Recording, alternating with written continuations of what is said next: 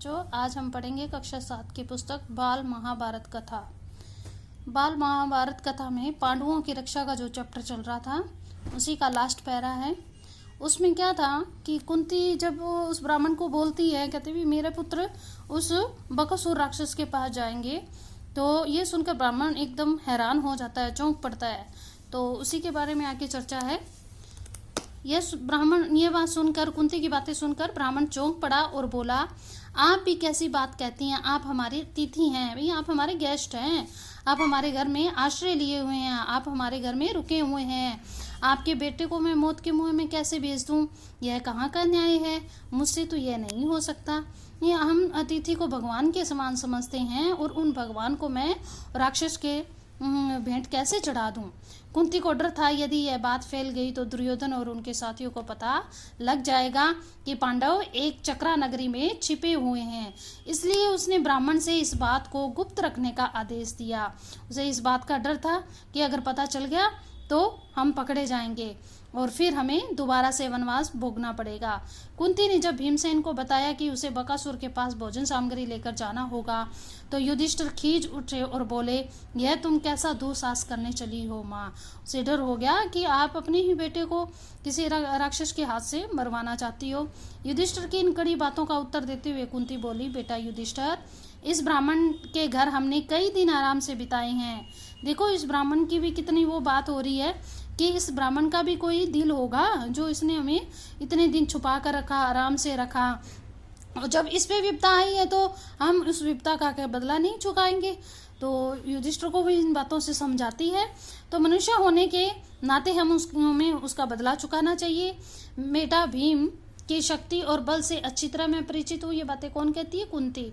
तुम इस बात की चिंता मत करना, जो हमें वारणावत से यहाँ तक उठाकर जिसने हिडिंब का वध किया, हिडिंब जो एक व्यक्ति था उसका वध किया था, उस भीम में मुझे ना तो कोई डर न कोई चिंता दिखाई देती है कि भीम जब हिडिंब नाम का राक्षसों का वध कर सकता है, उन जैसे व्यक्तियों का वध कर सकता है, तो उस भीम से क्या डरना? वो भीम उससे क्या डरेगा? उस भीम के लिए मुझे कोई चिंता नहीं है। भीम बकासुर के पास भेजना हमारा कर्तव्य है। भीम को हम बकासुर के पास भेजेंगे, ये हमारी एक ड्यूटी है।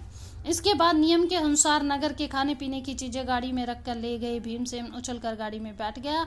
शहर लोग भी बाजे बजाते हुए कुछ दूर तक पीछे पीछे चल पड़े। एक निश्चित स्थान पर रुक गए और अकेला भीम गाड़ी दौड़ाता हुआ आगे बढ़ गया, क्योंकि राक्षस की ये वह शर्त थी कि जो भोजन देने आएगा वो आगे अकेला आएगा। उधर राक्षस मारे भूख के तड़प रहा था। जब बहुत देर होगी तो क्रोध के मारे वो क्या कहा, गुफा के बाहर ही आ गया। देखता और क्या कहा, मोटा सा मनुष्य बड़े आराम से बैठा हुआ है। किसके बारे में कह रहा है ये? भीम के बारे में। यह देखकर बकासुर की आंखों गुस्से से एकदम लाल हो उठी। इतने में भीमसेन की निगाह उस पर पड़ी। उसने हंसते हुए उसका नाम पुकारा। भीमसेन की यह ठिठाई देखकर राक्षस गुस्से में आ गया, मेरे से भी बड़ा कोई और आ गया, और तेजी से भीमसेन पे झपटा। भीमसेन ने बकासुर को अपनी ओर आते देखा तो उसने उसकी तरफ पीठ फेर ली। कुछ भी परवाह न करके खाने में लगा रहा। उसका खाना वो खुद खा गया। खाली हाथों काम न बनते देखकर राक्षस ने एक बड़ा सा पेड़ जड़ से उखाड़ लिया और भीमसेन के ऊपर दे मारा, परंतु भीमसेन ने बाएं हाथ से ही उसको वहीं से रोक लिया, उस पेड़ को। दोनों में भयानक मुठभेड़ हो गई, यानी युद्ध हो गया एक तरह का।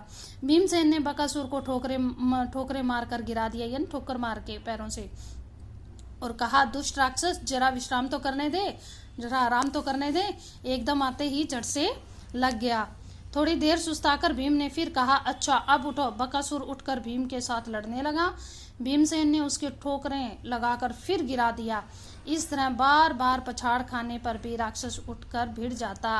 आखिर भीम ने उसे मुंह के बल गिरा ही दिया। इस तरीके से इनका युद्ध हुआ। उसकी पीठ पर घुटनों की मार देकर उसकी रीढ़ की हड्डी तोड़ डाली।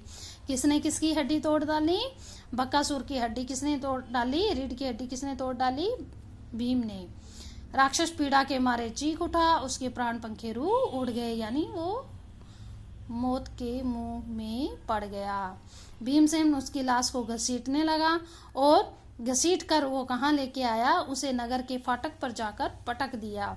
फिर उसने उसके घर आकर माँ को सारा हाल बताया, किस तरह बकासुर ने मेरे साथ युद्ध किया। बकासुर ने कैसे मैंने उसको कैसे मारा और घसीट कर कहाँ तक लेके आया और कहाँ जाके पटक दिया, ये सारा वर्णन कौन सुनाता है? भीम सुनाता है अपनी माँ कुंती को। यह आपका चैप्टर पांडवों की रक्षा यहाँ तक खत्म हुआ। अब आगे इसके क्वेश्चन आंसर हैं वो आपको भेज दिए जाएंगे। धन्यवाद।